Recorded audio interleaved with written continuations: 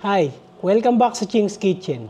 At ngayong araw, gagawa tayo ng isang recipe na naman na maaari nating ipanghanda ngayong darating na holiday season at Kapaskuhan. So, alam naman natin na ang lechon ay parte na ng every okasyon ng bawat Pilipino.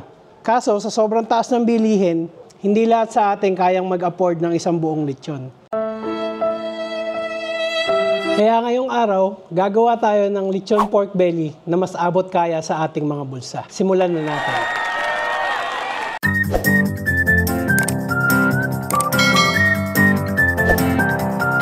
So, meron tayo ditong pork belly. So, mga 3 kilong pork belly yung gamit natin. So, una natin gagawin, i-score lang natin para madaling pumasok yung mga pampalasa. Pero dapat hindi aabot dun sa balat. So, kaya natin to ginagawa para mas madaling pumasok yung mga pampalasang ilalagay natin. At the same time, madali din siyang ibilot.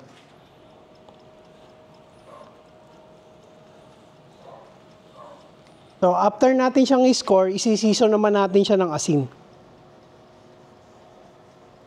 Tapos, maglalagay din tayong black pepper.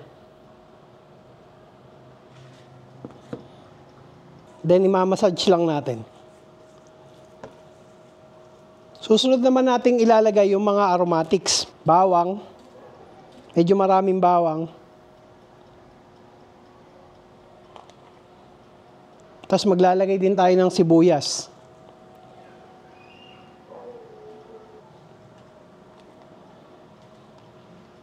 Tapos ito, optional, sili kung gusto nyong medyo maanghang.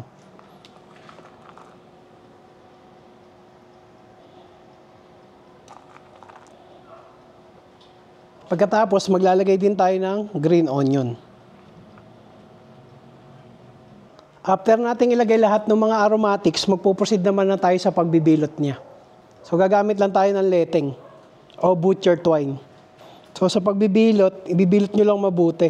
Importante, hindi mag-overlap yung dalawang side niya. So, sa pagtatali, unahin natin sa gitna.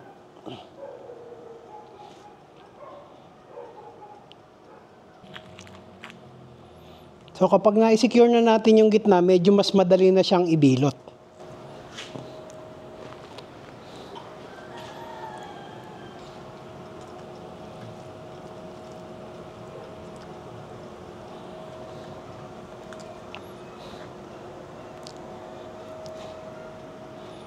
After natin siyang itali, so nakita nyo maganda na yung pagkakatali.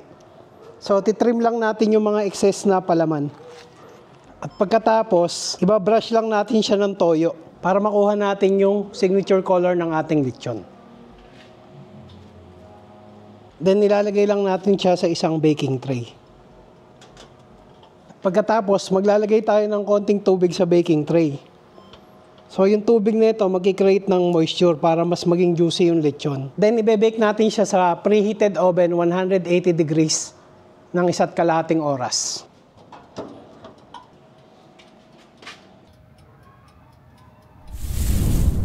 Siyempre, hindi kumpleto ang lechon pagka walang lechon sauce.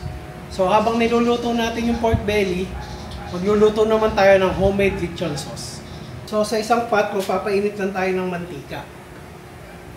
Pagkatapos, magigisa tayo ng medyo maraming bawang.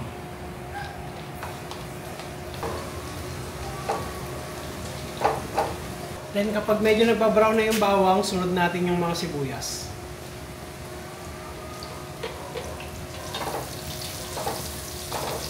Then, pag translucent na yung mga sibuyas, sunod natin yung atay ng baboy. So, isasangkutsa lang natin siya. Tapos, lagyan na rin natin ng konting patis. Igisa lang natin siya ng konti hanggang medyo mag-firm up yung mga atay.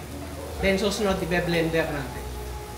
Kapag ganito na itsura ng mga atay, so medyo matigas na siya, palamigin lang natin ng konti, tapos i-blender natin.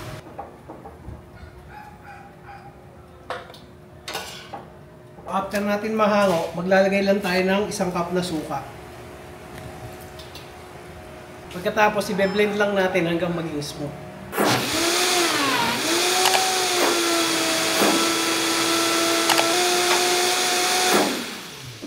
After nating i-blend yung mga atay, babalik lang uli natin doon sa pinaglutuan natin kasirola kanina.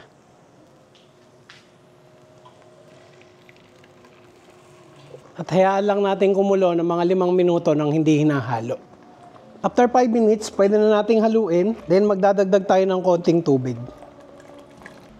Tapos continuous nyo lang yung paghalo para maiwasan dumikit sa ilalim ng kasirola. Then at this point, titimplahan na rin natin siya. Lalagyan natin ng paminta. Medyo madaming paminta. Tapos maglalagay din tayo ng asin. Then magdadagdag tayo ng sugar. Para sa kulay, maglalagay tayo ng konting toyo. Then halu-haluin lang natin at isimmer natin ng mga 15 minutes. So occasionally, papahira natin siya ng mantika para hindi mag-dry out yung mga balat.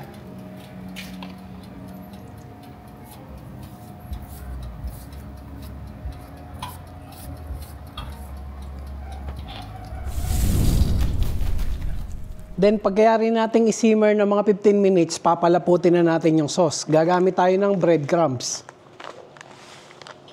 Then kapag nakuha na natin yung desired nating lapot, okay na yung ating lechon sauce. So kung makikita nyo malapot na, ready na to. Set aside lang natin. After ng 1.5 oras sa oven, so 180 degrees yung ginamit natin, gagawin natin, tataasan natin yung temperature. I-adjust natin sa 220 degrees. Then bago natin ibalik, ibabrush lang uli natin ng cooking oil.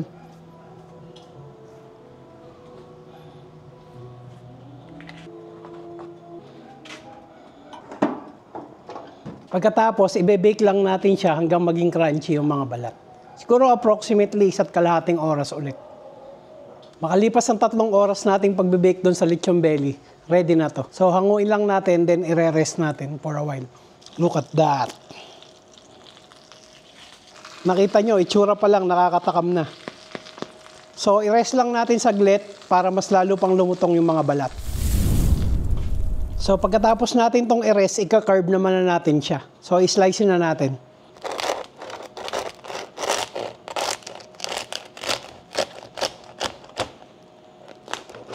Crunchy yung balat. Tapos, juicy yung loob.